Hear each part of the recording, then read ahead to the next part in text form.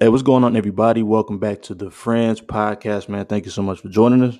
If it's your first time, thank you for coming through, man. We appreciate everybody for hmm for listening and checking in with us. So, my name is Matt. I'm here with my co-host.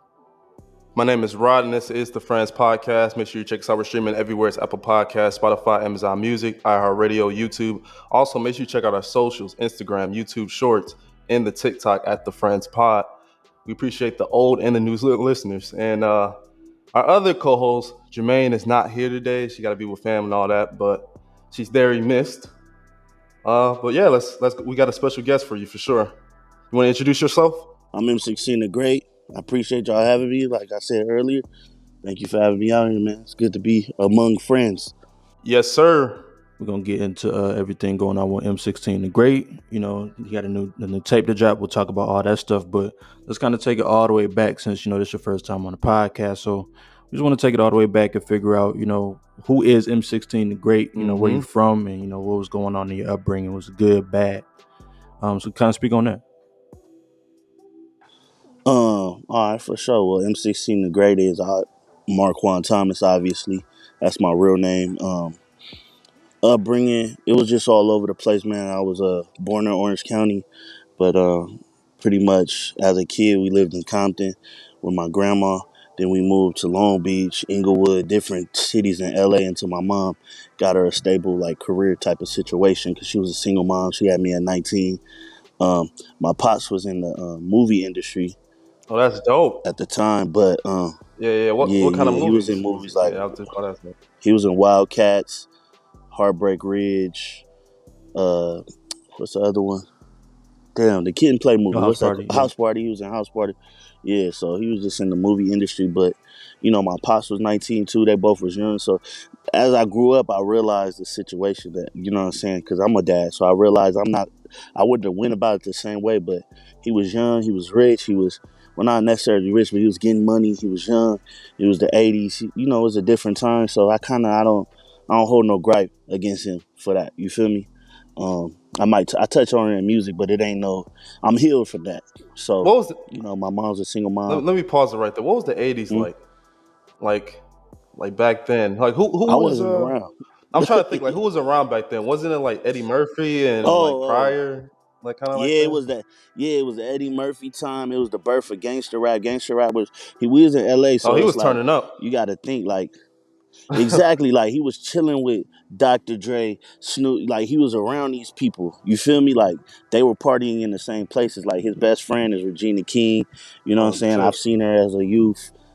She's still in his life and our life and shit. So it's like it's a different type of dynamic that he was in. He was coming up when Spike Lee was coming up when um who else Singleton was coming up. A lot of the, you know what I'm saying? It was like a peak in black film. You know what I'm saying? Like people talk about the music and everything, but at the 80s and 90s, black film was at a peak too. It was growing as well. So like black entertainment across the board was, growing and being able to be established in a different way. And they were owning stuff and making money and getting checks that, motherfuckers wasn't getting.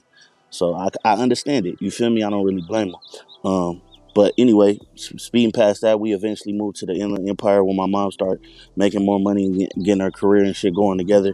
I remember sitting in the car while she had to go to class with my little brother and shit like that. I remember it like it's yesterday, but these are all the things that molded me for my hustle because I seen what she had to do to provide, to get us to where she felt like was a comfortable place. So fast forward, we get to the IE, right? We in the IE.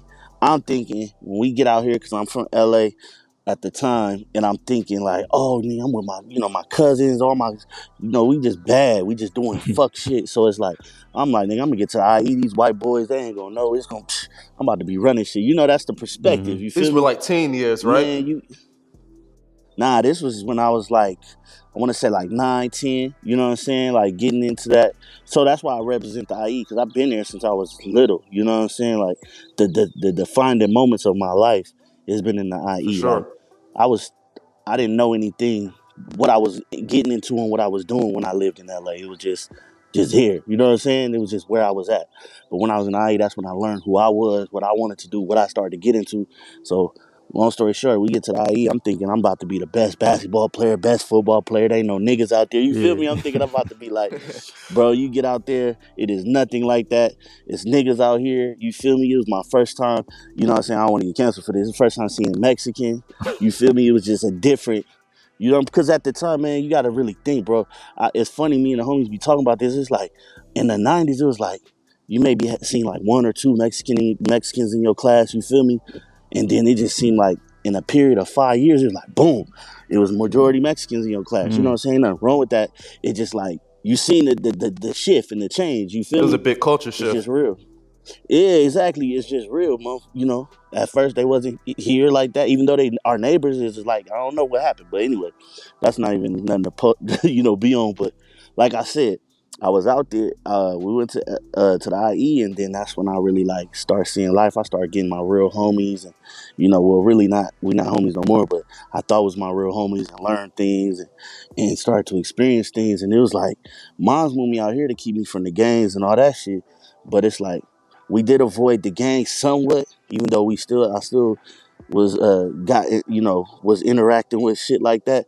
But it was a whole nother different element that I was exposed to, was just the hustle and the grind and drugs. Like I remember kids doing drugs, being addicted to drugs. It's like you get exposed to totally different things when you're trying to avoid other things. You Yeah. know what I'm saying? And when did that the gang like start? Was that like later on, or like did someone approach Well, you, or like how did that start? Without just in school, just a cool thing to do, I ain't. or like how did Well, that work? when I was in LA, I'm gonna tell you the first time somebody banged on me, and when I lived in LA, was I want to say like the third, fourth grade. You Third know, grade. What? it was like you ever, Boys in the Hood. Remember Boys in the Hood Yeah. when that part where he was in class and it was like, I'm from I forgot what he said, but you know what I'm saying. He was Yeah. like, Yeah. nigga, I'm from this and my brother from this. That's just how it was. We got uncles, we got cousins. You know, my uncles is Crips, my cousins is Blood. So it's like I already knew what that was. You feel me? Mm. So my mom knew what that was. She knew what we was around. So she was like, let's go to the IE. So then you come to the IE and it's like it's the same shit, but it's like I lived in Fontana. So like in the IE, the way it works out, the way it's kind of the gangs are like more in the San Bernardino, um, Riverside, and Rialto at the time. You feel me? The gang culture was more there at the time, and then everything started to everything started to mesh. Because really, when I first came to Fontana, it was a lot of white folks. It was more like, bro, I knew the shift when I tell people all the time. I knew my neighborhood was changing where we had Rouse, and everybody who, as a grown up, Yeah. Rouse, it's expensive. Ralph ain't a Yeah. cheap man. When the Rouse turned into Rio Rancho, that's when I knew, oh shit, things is changing. You feel me? Like when Rouse turned into some totally, like we didn't even go through the food for less phase. It went straight to Rio Rancho. So it's like, oh shit. You know what I'm saying? When Rouse bounced, I knew like, okay, this neighborhood is changing. You feel me? Mm. So, and that's just pretty much how it was. And that's in the period from being in, middle school, going to high school, to being a grown up. You know what I'm saying? Yeah. And like, how's that like? Let's get to how that molded your music. Did that have an impact on it? Did you start getting more of that culture, like homies and stuff, like around it? At the beginning of music, to be honest, at the beginning when I started doing music, I didn't want none of that involved in my music. I didn't even want the West Coast sound, to be honest. Wait, If I'm why being, is that though? it was just thinking like when you first start rapping, like you want to rap like who you like, and I like Biggie, I like Jay-Z, I like, you know what I'm saying, and I was like trying to emulate that and be East in that, Coast. you know what I'm saying. Yeah, I was an East Coast baby. I like the East Coast shit, and then as it grew, then it's like Cash Money. I started fucking with Cash Money, so it's like it took a while for me to be like, nigga, you like them because of who they are, and they are giving you a front row seat to them. Get into you, find who you are, and give the world a front row seat into you. And once I started to think like that and doing like that, music became more easy. It became more endurable, and it came more healing. That's the thing, man. Music heals if you doing it, if you creating and listening to it. If you listening to really genuine art, it heals you in a way, man. Like when I, I know we probably gonna touch on it later, but like I broke my leg. I went through my incident, and I remember laying on the couch, sitting on the couch, and not being able to move, like do nothing, listening to Afro beat, and just Afro beat just making me feel like alive in a way. You know what I'm saying? Like even though I know I couldn't be active, I couldn't do things. It just made me feel alive. It made me feel a part. It made me feel just genuinely good. So that's pretty much like how I started to go about the direction I wanted to go musically, and just like realizing like, yo, this is all a part of your journey. This is your story. Like people, if you really want people to buy into you and love your shit, you got to give them you. You got to be real. You got to give them the honest story and the honest feelings and reactions that you're going through at the time. And that's pretty much how it happened. That's how my music formed to where it's at now. Yeah, But at the beginning, I'm trying to figure out, when did you find that, when did you know that you found who you are? What song was it? Like, how old were you? And because I man, it imagine was it takes some time for you. You already went through the hell story yeah. about how Hell yeah. you were trying to imitate the East Coast, Yeah. Cash Money. So I'm trying to figure out, like, when was it that you figured out who you was and M-16 the Great? Man, it's crazy because I was grown. Like I had a kid when I knew me as an artist. You feel me? I would say I'm a late bloomer in that aspect of the art. I had my own style by then, right? But knowing who M-16 was as the artist, it was like I want to say maybe around I want to say like 2018, 2019. That's when I was like, okay, this is me. This is the direction I'm going. This is what I want to do. What song You know was what I'm that? saying? Really, the song, it was really, with me, I don't go songs, it's projects. That's why I make projects. A lot of people be Mm-hmm. like, oh, singles. I'm not a single person. I believe in the whole body of work, because the body of work is pretty much, for me, is a capsule of where I'm at in life at the point. That's why a body of work is so important to me, because it's like, yo, this is who I am in this, you know what I'm saying, this particular moment in life. So for me, it was move silent, blow loud. And the reason why that came about is because I had an opportunity. Well, I thought it was an opportunity at the time, and I thought I was prepared for it, but I realized I wasn't. And it's like, if this opportunity would have went the way I wanted it to go, I would have probably been in a predicament where I would have been doing some shit they wanted me to do. I would have been easily convinced to do whatever. You feel me? Can you Because talk about it a little bit, or? yeah, yeah, it just was like, it was just pretty much like a management situation, and they was gonna bring me around, and it's like they would ask me certain questions I didn't have the answers to, just to be genuine. Like it was just like, you know, like like where do you see us with this and this? Like simple things that everybody feels are so simple. It's like, yo, you really got to go through life to understand it and really be able to give a genuine cr- answer. You know what I'm saying? Like, what do you really Yeah. want out of this? Like I remember being my first time somebody invested in me. I think it was 2016, right? It was like 2016. Somebody invested in me, and they asked me, they're like, "Yo, what do you want out of this?" And I was like, "I just want to be legendary." Like, well, how you gonna go about that? And it's like, Yeah. shit, I don't know. I really Make didn't music. know. You feel me? I'm gonna just make music, but it's Yeah. so much more into that when you think about it. You feel me? Like, what makes these people legendary? Like, even thinking about a person like Tupac, what made Tupac? Was it just the music that made him legendary? Was it just California love that made him legendary? Was it his death? It's a lot more than just that. It's a lot more than just Dear Mama. It's just who he was as a person, how he impacted people, how people could speak on him when he not there and speak so highly of him. You know what I'm saying? It's just the whole Hmm. total impact, how he made people feel. It's just that's what makes somebody legendary. It don't matter how good the song is. How do you make them The feel? And persona, like you got to be like yeah, that nigga, like almost. You know what I mean? Like, yeah, and not just be that nigga, because I think a lot of times you could create that nigga. The nigga could be it could be fake all the time. You feel me? It's a lot of artists I see that have that nigga persona, but when you really that nigga, or you really a nigga like that, you could see like that nigga ain't like that. You know what I'm saying? Like I be in studio sessions with people, and I'm like, I be listening to their music before I get to them, and I get to them, and I'm like, bro, you could, like, if you know what I'm saying, coming from the background I'm from, I could look somebody in the eye and see what type of person they is. And it's like, that's why, and they could see that in me. So it's like, That's why a lot of people don't. That's why I wear sunglasses. That's why a lot of people don't look me in my eye. You feel me? It's like the the eye. You know what I'm saying? That's the Yeah, window yeah. to your soul, bro. If you really spiritually inclined, and you know how this shit go. Like I've had situations with people, and they would be like head down, and I'm like, okay, this nigga planning to do some shit. You feel me? Like I gotta already be on alert with this nigga because he gonna do something in this situation or to me in the long run, and I'm gonna have to fuck his ass up. You know what I'm saying? So it's like it's just. I'm sorry. Can you cut? We can No, cut, yeah, right? yeah, Yeah, yeah. yeah. So it's like it's just that it's deeper than just the glitz and the glamour, and it's like we live in a period in this shit in entertainment, man. It's a beautiful period. People don't really understand. Even like for you to have this platform, right? Like this is and 10 years ago, even 5 years ago, it's not possible. You feel me? It's not possible to really get on here and get your shit off and really talk to people and really express your views, and random Right. people could see it.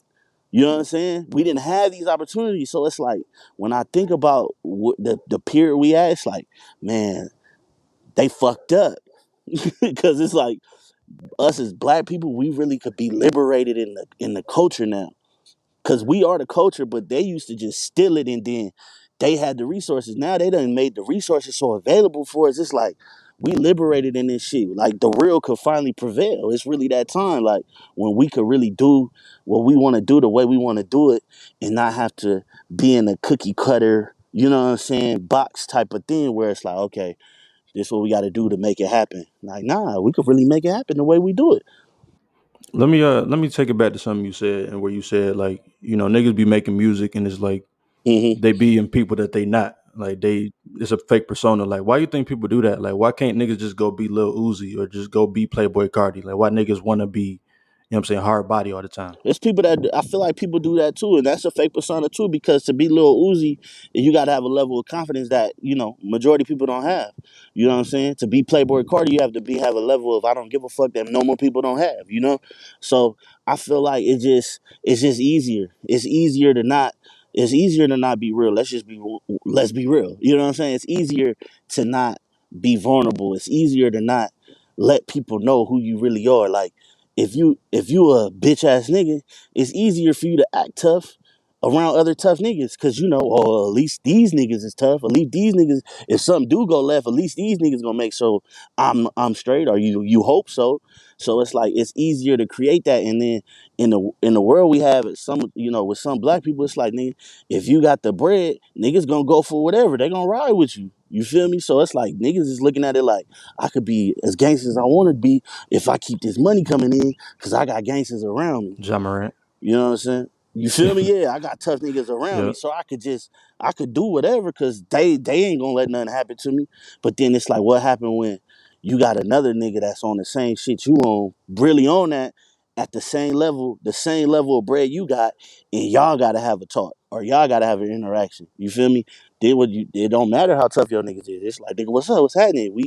We on the same playing field, so it's like I don't know. I feel like, but the thing I love about music now, it's like I don't think people are as niggas not trying to do gangster rap like they was, and that's good. More so, people front about maybe Mm, probably where I don't, maybe. out here we don't really niggas don't be on niggas be on that cool. I mean Draco. What about Draco the But Ruler? he What was a about, he died doing, you know what I'm saying.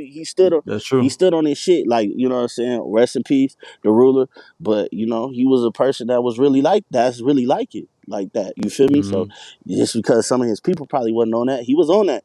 So it's like everything. You think niggas learn their lesson? Nah, niggas ain't gonna never learn that. Like niggas been dying.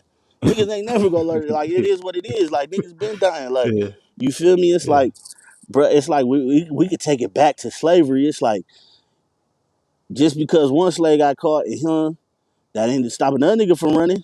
You feel me? Like nigga, just because one slave got free, that didn't stop the other niggas for thinking like, nah, master gonna catch us. We ain't gonna.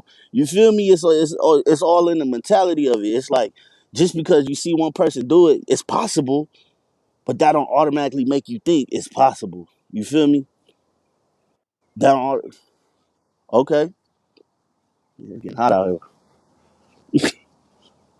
Okay. Yeah, let's talk about it. So, the most recent project that you just dropped, I think that was this month, right? Or last month? It was Yeah, May 2023. yes, yes. May 21st. May 21st, 2023, you dropped Now They Know Side A, Mm-hmm. man. Like really start to finish, man. Like it was so LA.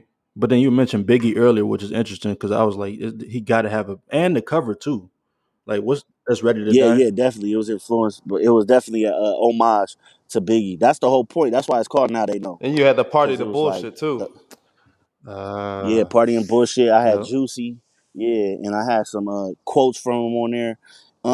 Yeah, because like I said earlier, like I rap because of Biggie. Like when I was kid, I was always a big kid, so I used to get clowned, all that shit, and Biggie gave me confidence. I started talking shit. I started moving. You know what I'm saying? It just really, like I said, music is healing and powerful. So it just really built me up at a young age when you feel me. I needed it. You feel me? And it took me over to just really want to get into rap music. So it's like for where I feel like I'm going this year, and from this point, I felt like, man, it gotta go full circle. I gotta pay homage to what even got me to want to do this and have the passion for this. You know what I'm saying? Like I didn't see myself in nobody else until Biggie. You know what I'm saying? If that makes sense. Like I didn't see the like, because I think that's what really make people fall in love with artists and the music is like, I see me in them. You know what I'm saying? And I ain't see that in me until I see him because I was like, oh shit, like he big, he black, he got Yeah. Lil Kim, he got Bad Faith one. Evans, he got Charlie Baltimore, like he just got, and then in the videos it was just bad Yeah. bitches all around. So it's just like, damn, Back then you too. know what I'm saying? Like And it that was was like at rare. that, exactly. Exactly. I remember seeing him on Martin. I was like, yo, he on Martin. Like, it was just like, man, he was just such an inspiration to me. And then even it was crazy because, I'm from the West Coast. So my mom's definitely was playing Pac and you know what I'm saying? She was playing Biggie too, but she was playing Pac and this, you know what I'm saying? So when that shit went left, it was like, damn. It kind of hurt because it's like I fuck with Pac. I love Pac to death. You feel me? I'm a West Coast nigga, and I just love art and I love his music. I love the transparency. But it's like I can't front and be like, nah, Biggie was the one who made me want to do this shit. Like I don't see myself in Pac, to be honest. I respect Pac, but Pac ain't me and we not alike, you know? I felt like, and then when I got digged into who he was as a man, it's like, damn, this nigga really is like me. Like his daughter, he had a daughter, my daughter, I had a daughter first, then a son. It's like, it's just crazy. And then I remember like once I started getting into music, and even though I was trying to do my own shit, that's what everybody kept saying. He was like, "Oh, you like a West Coast Biggie? You like a West Coast Biggie?" And I used to hate that shit at first. You know what I'm saying? Like, Yeah, I was gonna say, do you like those comparisons? Because do you hell want to be nah. compared to like a big artist like that? You were called Big Belly. Yeah, I'm the big belly boss. I made that. You know what I'm saying? I made that persona for myself because it was like Hmm. people would always talk shit like, "Oh, why you got your shirt off?" I'm like, man, I'm the big belly boss. This is what I do. If you're a boss, you do what the fuck you want to do. I don't care how y'all feel. You feel me? But uh, when it came to the Biggie shit, when I was younger, like doing it, nah, I don't like. I don't want to get compared to nobody. People don't compare me to Biggie, Rick Ross. It's like when you big, they don't compare you to anybody big. That's just what it is. But you a little dude, they don't be like, oh, you're like Tupac or oh, you're like Lil Wayne. They're not gonna just say that. But for us, it's like okay. So at first, nah, I didn't fuck with it. But then I was like, I love Biggie though. You know what I'm saying? So I can't never disrespect him and be like, nah, fuck that. Cause it's like, man, that's an honor. I still take it as an honor, but M-16 is M-16. So it's like this is where it's like, yo, I want to pay my homage, give the homage, because I don't never want to, I've always had OGs, and I consider Biggie musically an OG. So it's like, you never want to disrespect OGs because you know what I'm saying they don't lay the foundation. But it's like this is me paying my homage, but realize M-16 is M-16. We don't sound the same. We don't rap the same. I love his style. He brought me into the music, but you know what I'm saying? That is that and this is this. But yeah, when Yeah, how people did you can come up with that name? M16, the Great. master 16 bars, yeah, so I was like, I always knew my verses was crazy. I was a dude that had crazy verses, so I was like, man, I'm a master of 16 before I knew how to make hooks. You feel me? So I was like, man, I'm a master of 16 bars. And then the great was just Alexander the Great. I remember just being in school when I came up with it, and it was talking about Alexander the Great and just him just conquering and shit. And I was just like, man, I'm from the Inland Empire. This is my empire. I'm about to conquer everything. So M-16 the Great, and that's just how I put that shit together and just stuck with it. Now I gotta ask you this just off the top about Now They Know. A 7 minute intro, like that's I've seen that before, but like that's to me Crazy. is like how you keep somebody Wow. attention for like 7 minutes. You know what I mean? But like, what was your thoughts behind putting that on, as the intro, that having it? I felt like it just like okay, so like it started with just the middle record, right? The record in the middle. Okay, yeah, yeah, So yeah. where I'm at with music, bro, is just like I'm looking at it like I gotta do something to make people something that anybody can't do. You know what I'm saying? Like I don't like it's people could do it, but I don't want it to be like any because we live in a society where anybody could just get to the mic and do something. You feel me? And be like, oh nigga, I'm just like I'm no you know what I'm saying? Compare themselves to you and put them on the same pedestal as you. Like nigga, I do this shit too, right? So I was like, okay, like you said, if I could keep people engaged for 7 minutes, even though I didn't even know the time, still didn't know until you just told me, but if I could keep people engaged for 7 minutes and people really fucking with it, that's something everybody can't do. I know that. So when I did the first record, I was like, man, this record is fire. It's like it's cool. It got a vibe. You could bop to it. But it's like, what can I do to take it to another level? Like take it to a Dr. Dre level, take it to a Kanye level, take it to a level that like when if you know, because I know they're gonna get it, they're gonna hear it eventually. When they hear it, they be like, who the fuck is this? That was my biggest thing with the intro. I wanted them to press play on this and be like, who the fuck get this nigga here? Who the fuck is this? Even though I ain't signing nothing or doing nothing, I just want to. I want niggas. I want to get. I want the respect. Period. You know what I'm saying? I want the respect from everybody. So when I started with that, I felt like people was with the trap part. I was like, okay, this gonna get people in because people, you know, people love trap. People love samples. It's a sample. We got the trap feel, so they gonna think it's this. When they play that, they gonna think it's this. And then when I go back to the West Coast on the second shit, and it also has the same sample, even though it didn't sample the same part, it has the same sample as Big Papa.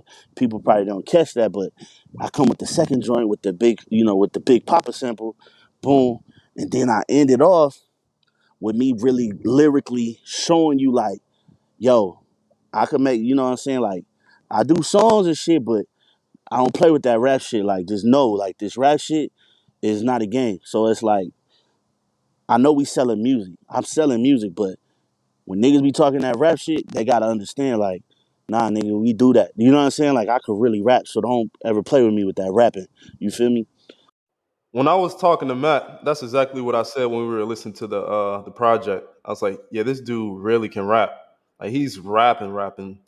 And it wasn't that you were rapping street shit, Uh which huh. you were, but you was also rapping like uplifting shit. You were rapping how to be a boss. You were rapping to hustle, which is very like close to home for like me, Michigan, Detroit. Yeah. Like Oh, we yeah. have artists like Man, Payroll those is my and favorite. Hey, Payroll and Peasy, dog. Payroll and Peasy, mm-hmm. those two people is some of my dream. Like, you know how people be like, oh, they want to work with Rihanna. Nah, I want to work with Payroll and Peasy. Like, because, bro, when you in that lifestyle, and it don't even got to be like illegal, just a grind lifestyle. Yeah. When you in that get up and go provide lifestyle mentality, Yeah, it's hustle, like woo, my family, yeah, like that's the same vibe I got from your music when I was hearing it. I was like, man. yeah, this is along that same Man, I vein, appreciate that so and that much, shit was bro. hard. That's the most ultimate honor you could ever give me because that's what I wanted to give. You feel me? Like genuinely from my heart. It's like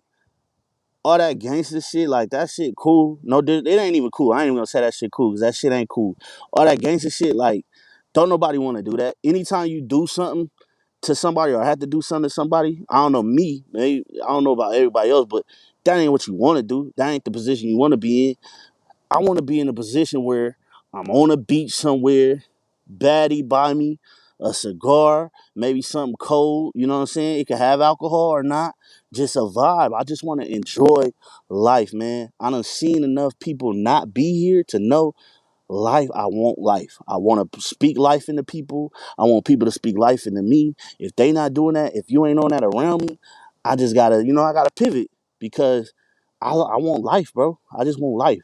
It's more to this shit. It's Yeah, it's like different places, people. man, for real, Like niggas just really got to get out their bubble. I man. feel like that's the big problem.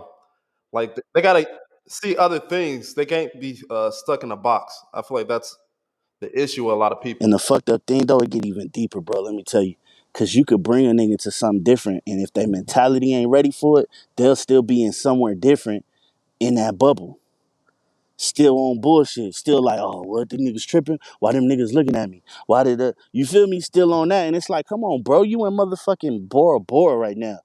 Why you give a fuck why they look? You probably got something on your shirt, bro. You feel me? Like you Like, just why you trying to study his watch? yeah, like why you on Like, relax. man? It's like when you get out of that mentality, it's look, hey, you gotta sometimes you gotta go through something traumatic for your mind to switch on to something else. And it's like you gotta realize, like, bro, your mentality is everything. Everything that you go through is because of your mind. Your mind is very powerful, man. I tell people all the time, I manifested a lot of shit and I'm still manifesting shit. Like, nigga, a lot of way my life ain't supposed to be the way it is a lot in a lot of different ways, but it is because I manifested it and I did the changes. I did the inner work. I worked on myself in the inside before I like felt like the outside should be what it is. And it's like niggas ain't on that. That shit worked. Hell yeah. Hell yeah. Hell yeah, it worked, man. Like to me, it's like, I don't know if y'all, religious people, but you know how they say like prayer without what they say, prayer Like prayer without action is pointless or something like yeah, that. yeah, yeah. Prayer without Yeah. action. So it's the same thing with your manifestations. It's like, motherfuckers. So it's like, if you be like, man, I want this rap shit to work, right? And then you got a job. Say you working a job. Motherfuckers don't want to work a job. I understand that. You working your job, right? And all your free time, you at the bar, you kicking it, da da da da, right? And you spending bread and you like, oh, I need bread for this music shit. Bro, being at the bar, kicking it, doing all that shit costs bread. If you sacrifice that extra bullshit time and invest in going to the studio or invest to do this or do that, put money there, maybe you would get to where you want. And you just doing that and you showing the universe or God, whoever you believe in, that you putting the work in, shit'll fall in your lap. You feel me? Shit'll come your way. You know what I'm saying? Like I've always needed somebody to help me. I've been doing this shit my whole time. This whole time by myself. And then I was blessed to have a friend like Boogie, who maybe a year ago wasn't even my friend, to come in my life and be like, yo, I'm gonna help you out. I'm gonna do this, get these cracking for you, get interviews. Bro, all that comes from manifestation when you want it. It ain't gonna come when you want it, but it's gonna come when it needs to come. And then, like, I wouldn't be in this interview talking to y'all if I didn't manifest getting out there. Y'all not in California? I want to get a like, I know you just talking about Scoop Ellington, and I had seen that video on your page. It was the break a leg. It was y'all both performing, and yeah, like, so what were you thinking, like jumping off that stage? Like, what was going through your head? Man, let me tell you, bro. Like, So if he when I used to perform, I was always a nigga with antics. Like I would get on the Raptors, like I feed off the crowd. That's one of my favorite things about the music is the performance. So once I used to feel like, oh, they not fucking with it the way I want them to fuck with it, I'm gonna go make them fuck with it, right? So in the show, it's funny because a lot of people like, nigga, it wasn't no crowd. It was a crowd, but they was hella far back. You know how you do? You ever go to rap shows, and if niggas don't know you, they be all the way in the back and shit, like try to make you feel uncomfortable. I'm Hell always yeah. comfortable. I'm comfortable wherever I'm at, but I'm gonna bring you into they my listening. yeah. They listen. I'm gonna bring you in. So we at the last song, and I'm just like, man, fuck this shit. But I'm gonna tell you, bro, this is something I tell people. Only people who was around me, I told, like, everything happened for a reason. I came into that show with the wrong type of energy. And that's what happens when you come into any situation with bad energy. My energy was very arrogant. My energy was very like, yo, I'm about to shit on niggas because niggas put me at a time I didn't like. And they should have put me, you know what I'm saying? Like I was in that type of mode. And I don't believe in being humble, but sometimes you got to be humbled. You feel me? So it just that's it. It ain't wasn't nothing could humble me more than what the fuck happened. But like I said, I was in there with that type of energy, and niggas wasn't giving me what I wanted from that energy. I mean, from the experience. So I was like, fuck it, nigga, I'm gonna make them. So it's funny, You just jumped off the nigga. stage. Let You me was tell like, you, yeah, I you about was to I feel was this. on the floor at first, and I walked on the stage. I had a robe on. I was taking the robe off, and it was hard for it to come off because I'm performing, I'm sweating, so the robe wasn't coming off, and I'm like, man, what the fuck? And I'm like, that's the first thought. I was like, nigga, don't do this shit. You can't even get your robe off, nigga. I got the robe off, nigga. I got the robe off. I threw the robe, bro. Let me tell you, before I jumped, Scoop look me and Scoop make eye contact. He give me a look like, nigga, no. You know what I'm saying? And I give him a look like it's already done. It's going down. And he like, all right, nigga. Yeah. So I run, I jump, boom, and I hear a pop, nigga, like pop. Ooh, nigga, it was like, and I ain't feel nothing, but I heard the pop, and I tried to get back up and fell again. I'm like, oh, nigga, it's broke. I'm broke, cause I ain't never broke nothing in my life, so I didn't know. But I heard that pop, and when you hear that pop, you know something wrong, cause you should never hear that noise. I feel like, What the crowd do? nigga, they just was like, oh, and then nigga was like, yeah, it was like, oh, yeah, niggas was like, what Whoa! the fuck? And then they just stood there, bro. Look, I'm Niggas from crazy. I'm from the IE, right? There's this little okay, like y'all from like the East Coast, right? So Midwest. y'all Yeah. Yep. Midwest, Michigan. Midwest. Yep. Okay, okay, Michigan. So okay. This is a perfect example. Detroit, Flint, right? Mm-hmm. Like Detroit niggas ain't going, before Rio and all the people, all the cats start doing their thing. They really looked at Flint like that's Flint. You know what I'm saying? They didn't really give Flint respect. I feel like, right? Even though they had MC Breed and I feel like everything. Flint still don't really got respect for real. Okay. So like, yeah, But that's go us. ahead. Yeah. That's us. IE and LA is like uh Detroit and Flint. So I'm on some like nigga, man, fuck this shit, nigga. I'm about to do my, you know what I'm saying? But I feel like if as Detroit niggas, if y'all would have seen a Flint nigga fall, y'all gonna look at him like, look at this nigga, typical Flint nigga. You feel me? And that's how I felt like they was looking at me like, look at this IE nigga. That's what your ass get. But I had niggas there with me, so my niggas picked me up eventually, put me on it. You know what I'm saying? My one nigga, he got his leg fucked up. This nigga picked me up, put me on his back. I'm like, damn, this a real nigga. I gotta buy this nigga a Bentley one day. Nah, But for real. this nigga picked me up. They got me in the car, and originally I thought I took it as a sign like, okay, this is done. I'm done with this shit. I don't want to, you know what I'm saying? The music ain't for me. It ain't me. Hey, it's just a sign. This ain't for me. They got you in your mood. Yeah. Next day, I just like posted like randomly, like, oh, this is what's going on with me. You know what I'm saying? And I remember Snoop posted it. And then the rest was like kind of history. It just started going up. Shit just start, you know what I'm saying? People start doing, it just going viral as a joke. But I was like, you know what? I'm gonna Snoop posted control it. it. Yeah, Snoop posted it. So many people. It's a lot of people posted, bro. I can't even tell you like how many people, like all them fucking media sites, all the top ones. You feel me? Posted it. They at least at you. No, they just did reaction videos. People was saying it's Man. different people, and like niggas was like, oh, Niggas, Trey the man. Truth. They were saying Trey the Tell Truth. the truth. They were saying Mr. Fab. Man, They what? were saying it was all different people. I'm like, bro, it's me. But I didn't Damn, care about man. that. It just let me know like, nah, don't quit. That's really what I took from it. It's like, oh nah, don't quit. You just gotta learn from this experience and change your energy. Everything is energy. You gotta change your energy. You can't come out, even though you are the braggadocious, flamboyant person like that, yo, that can't be the energy you bringing. You feel me? Like I feel like when Big was doing his fly shit, people still embraced him and loved him because his energy was pure though. You feel me? It was like, nigga, I'm just doing me. I'm not shitting on you. I really went out there with the intent to shit on people. And that's what happened. That's what comes. That's the karma of me trying to be on some bullshit, really. And it is what it is. But I learned a lot from it. I'm still learning. Would you do it again? Jump off the stage?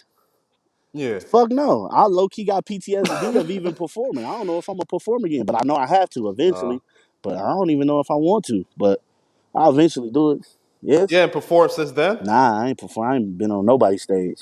I ain't even been on a stage. I done been to graduations. I don't fuck with it. I ain't grabbed a held a mic. I ain't did none of that shit. It's gonna come Yeah. though. It's just it's all mental You shit. should do it. Like you gotta get over it. No, I'm gonna get over it. Yeah, It might be your best performance for real. yeah. Might as well just do Low that. key. Yeah, my managers be telling me like, yo, now you could, because they've been telling me for years, like, bro, you big, you ain't got to do all that shit, nigga. Stop doing all that. They used to tell me that all the time. They was like, bro, it's more impactful if your big ass get in the front of the stage and do your shit. They like it'll make more of an impact than you trying to run and do all this extra shit. But now it's like, yo, I ain't got no choice now. I can't run nowhere. Like really, you know what I'm saying? What if you came back out like your first performance in a wheelchair and just got up out that like how what's the nigga from the wrestling that used to come out the Oh, casket? Undertaker. Like what if you came Yeah, what if you came out the wheelchair like that nigga? Like That'd be that'd be hella fly, fly. I might right? have to use that, bro. That'd be hella fly. I think I might need to do Yeah, that. That's probably how I should come out first performance. yeah. I know I ain't doing it for free though. I know my Yeah. next show ain't going. I can't perform for free no more because that shit. Well, I think it cost me like 7,000. So it cost me 7,000. So Mm. I can't do nothing for free. Yeah, and you got some really hard tracks on this project. Now they know side Yeah. A. You even got G Perico on there. Big California. Man, I got that. Hey, man, the way that shit came about, bro, I got him at the perfect time. Cause soon as we did that, he started like going. He always been that nigga out here, but he on another level now. You feel me? Like just he been rising this past year. When I was down, he had just keep going on the incline.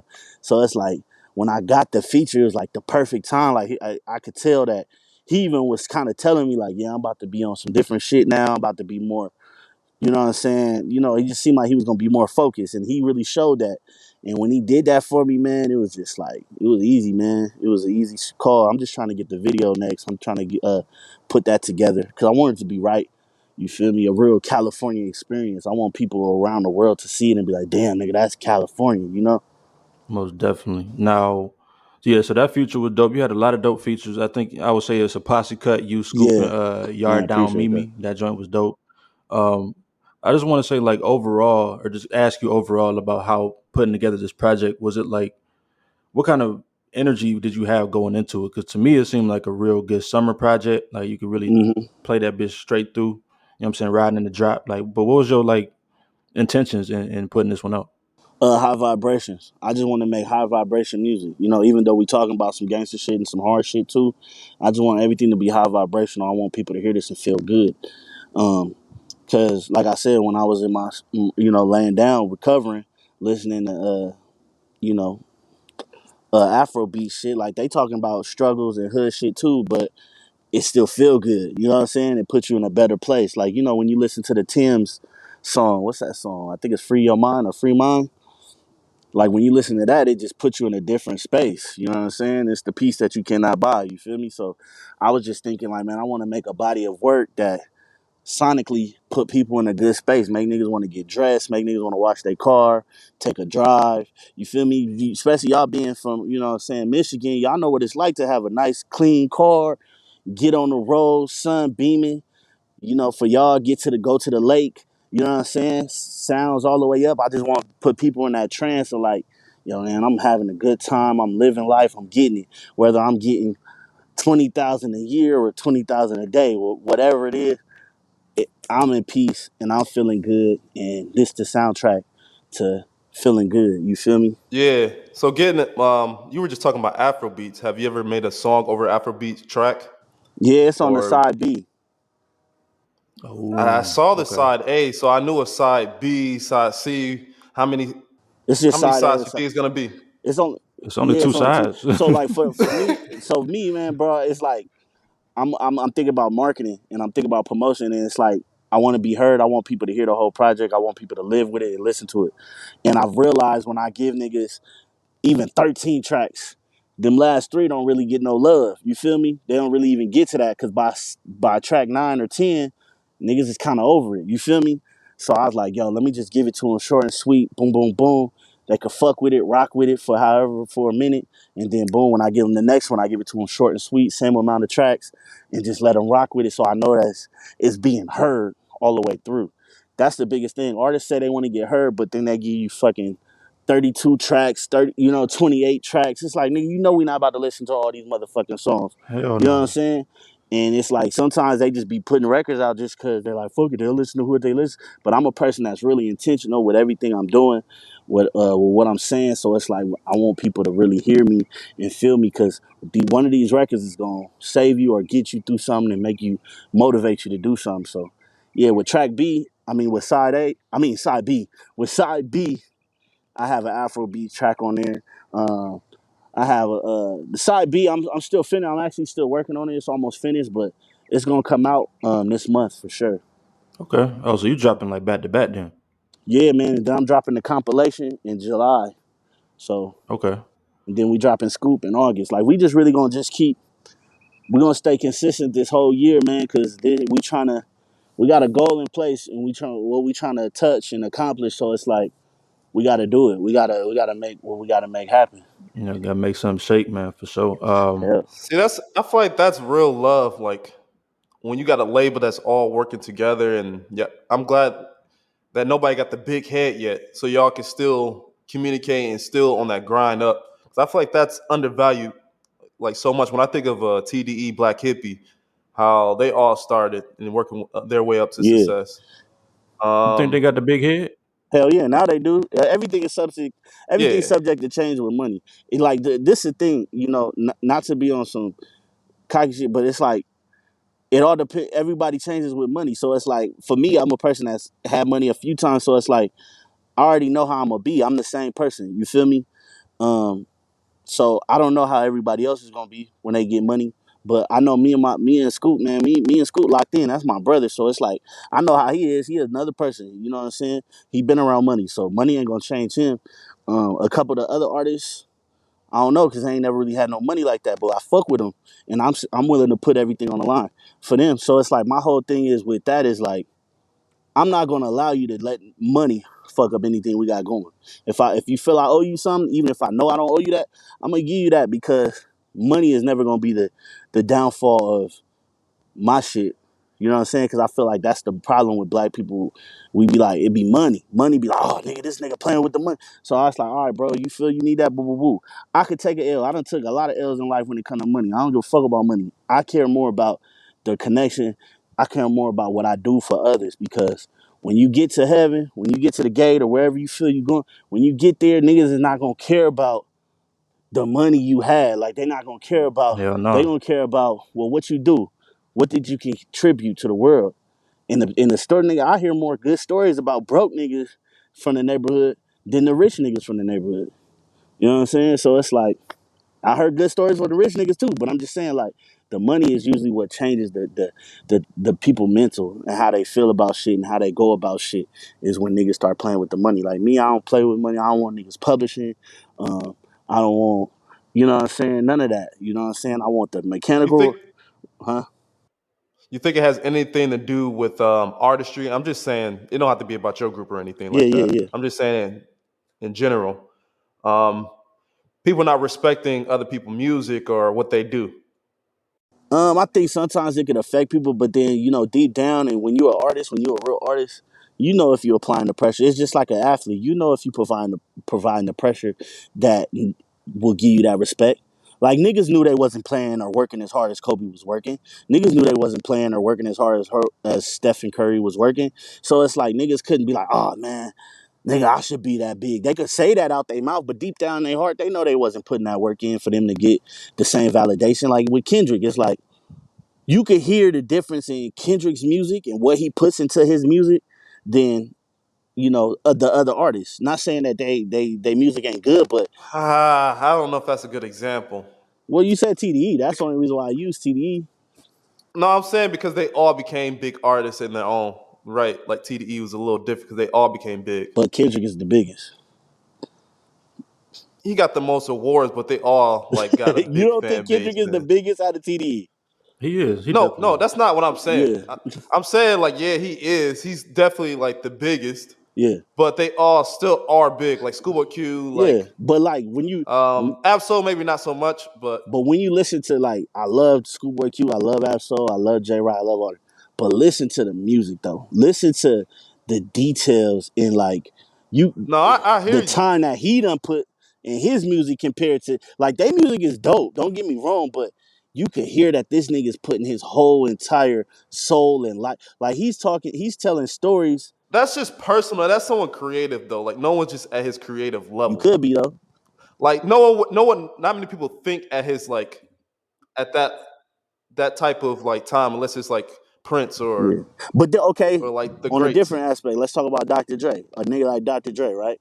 Dr. Dre lyrically ain't he can't do that, but production wise and putting it together, it could be that big of a you know what I'm saying? It could feel just as big and just as important as a Kendrick record. Yeah, I hear you Cause now. it's Yeah. about like the energy that you putting into it. I feel like it's not a coincidence. Like when 50 Cent came out, that like he's the biggest, craziest story to me. It's like when 50 Cent came out, you had all these other artists that were doing their thing, but at that time period, when you really think about music, it was like everybody had a formula. Everybody was doing the same shit, right? They're just like, oh, this I'm gonna put out the girl record, then I'm gonna put out a song for the streets and the girl record, and then boom, put it out and see what happens. 50 was like, nah, I'm gonna really tell a story without saying it's a story. You know what I'm saying? Like he really took you through. This is the life of a Southside Jamaica Queens nigga. You know what I'm saying? Trying to get rich. Not even trying to be a rapper, like just trying to get rich. From nigga, I done got shot, came back from man, I gotta make it to heaven. I'm going through hell to nigga, I'm a PIMP now, I'm selling pussy. Now, you know what I'm saying? You know what I'm saying? It's just like Yeah. people put a lot into their shit and you could tell the difference between the motherfucker that's really putting they all that they could put into it to a nigga that's like, oh well, the label said I need to drop an album, so here it is. You know what I'm saying? A lot of these niggas got the check and they like, well, the label said I need to drop an album, so here it is. And then be like, yo, well, I ain't getting the accolades that these niggas getting it. Nigga, you just dropping shit. You don't really, you know what I'm saying? You could tell that you ain't got the passion in your shit like these other niggas got. Even Lil Baby. I'm with you. Yeah, You yeah. know what I'm saying? And I don't think Lil Baby, another person that's not that lyrical, but when you heard that one album, the one that really blew him up, it was like, oh, this motherfucker. Harder than ever. No, probably my turn. Yeah, my turn, my turn. Yeah. Yeah. When you heard that, The mixtape too, though. Before that, though, was oh hard. yeah, yeah, oh yeah, yeah. That shit was that makes sense. But that's when you. But he was he was coming to that my turn point. You feel me? You could tell like, oh, he's really trying to be a artist.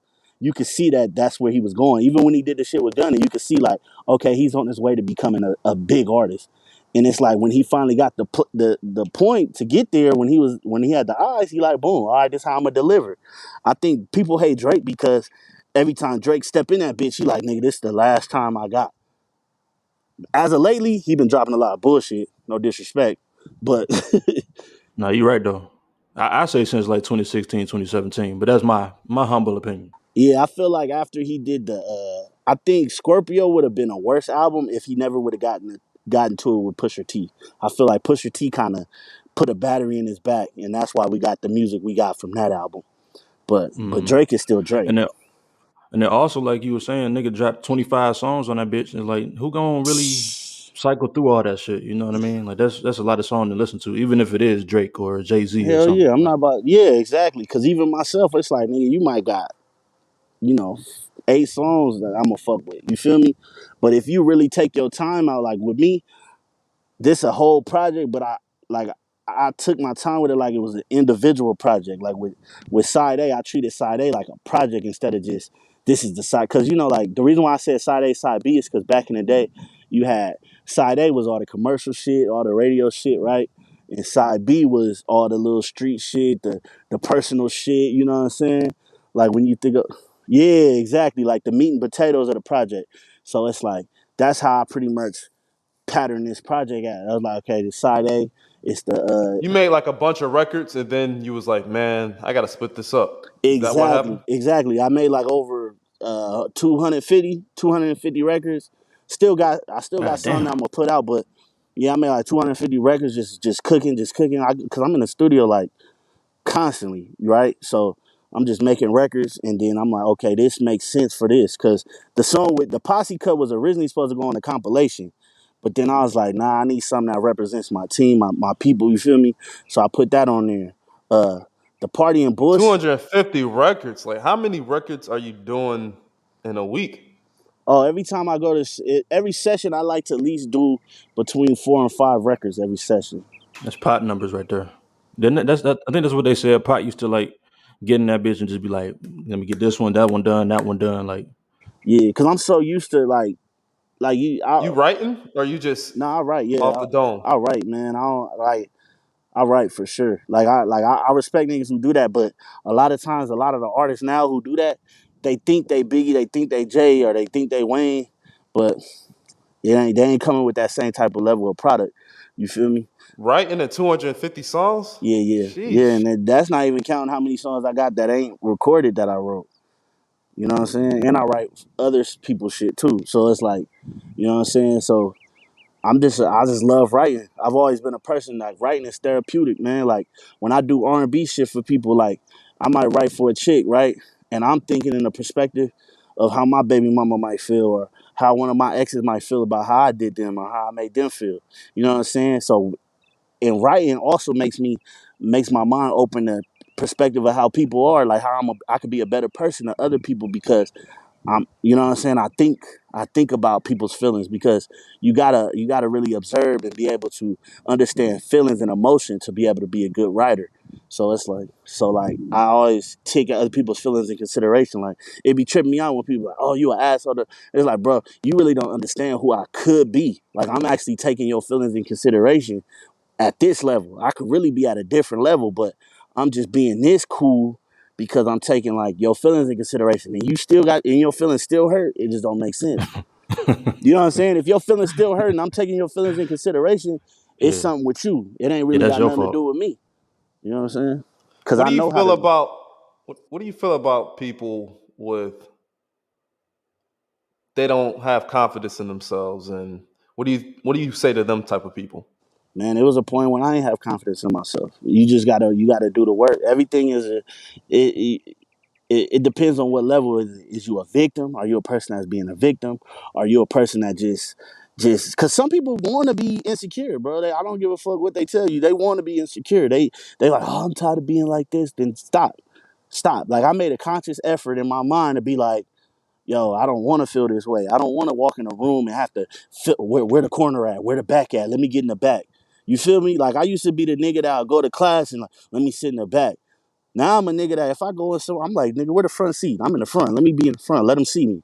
You feel me? Like where everybody else look at me like, who this nigga? Like, but it's like I've always had the energy. The thing is, people are born naturally. Some people are born with the gravitational pull they don't understand. So it's like when you try to hide yourself, but people still see you and you feel uncomfortable, it's because it's naturally in you. Like they say, it's in you, not on you. It's naturally in you, but you scared to embrace it. Once you embrace that natural energy that make people look at you and want to gravitate to you, even if they talking shit.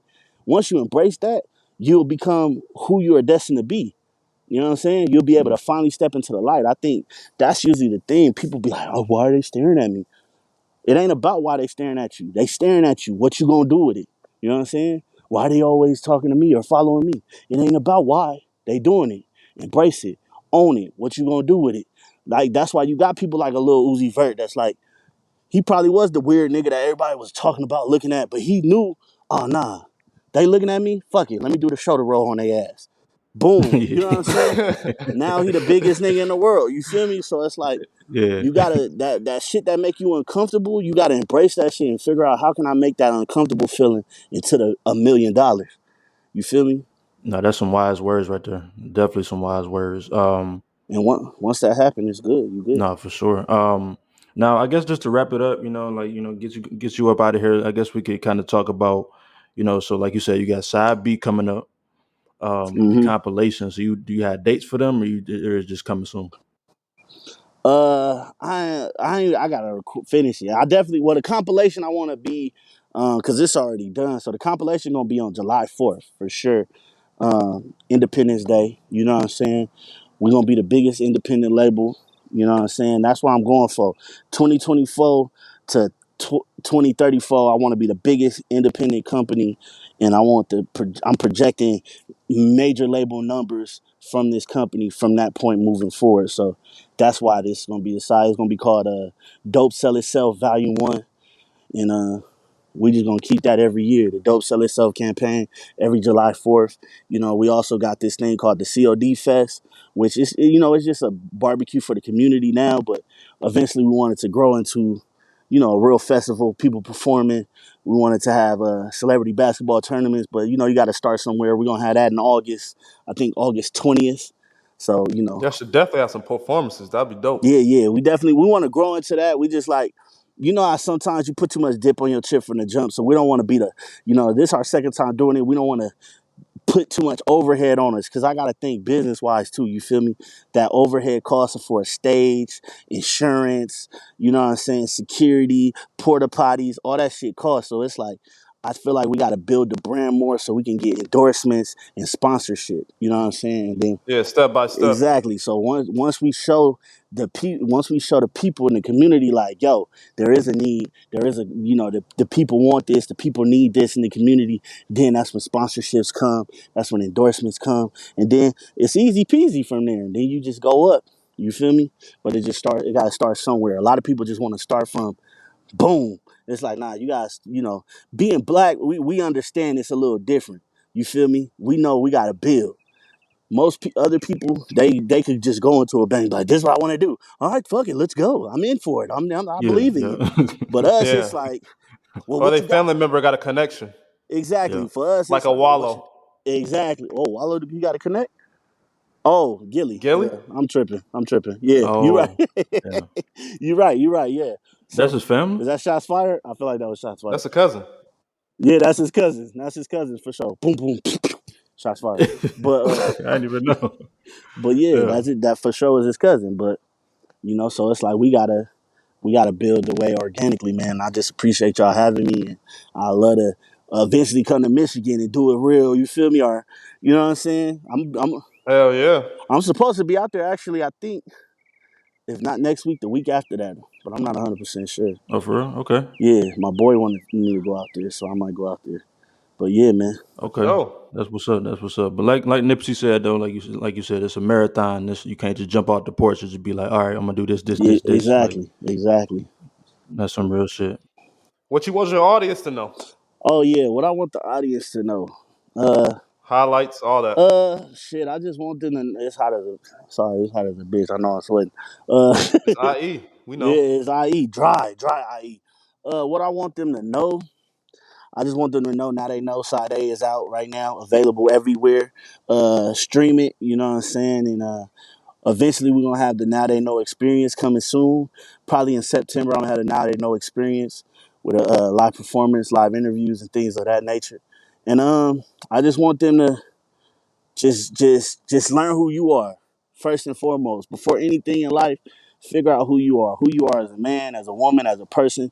Figure that out, and then once you figure that out, the rest will fall in place. You know what I'm saying? So it took a long time for me to figure out who I was, you know what I'm saying? And then once I really figured it out, couldn't nobody tell me nothing. That's why you got to do that first, because if you don't know who you are, niggas will discourage you, niggas will knock you off. It don't matter how much money you got, it don't matter how much popularity you got. If you don't know who you are, you can lose all that and niggas will confuse you.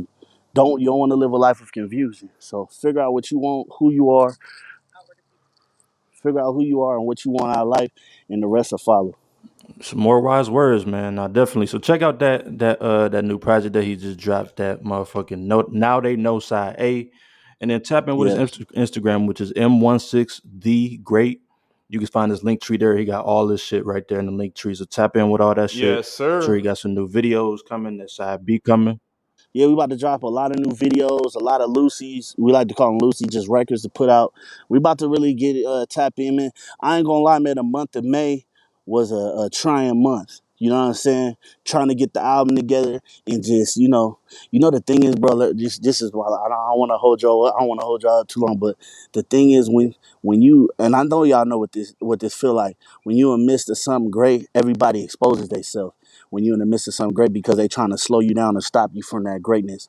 So the month of May was when I dropped my project. I've been talking about this, and a lot of people exposed themselves this month because due to the greatness that was coming. And I don't blame them because it wasn't them.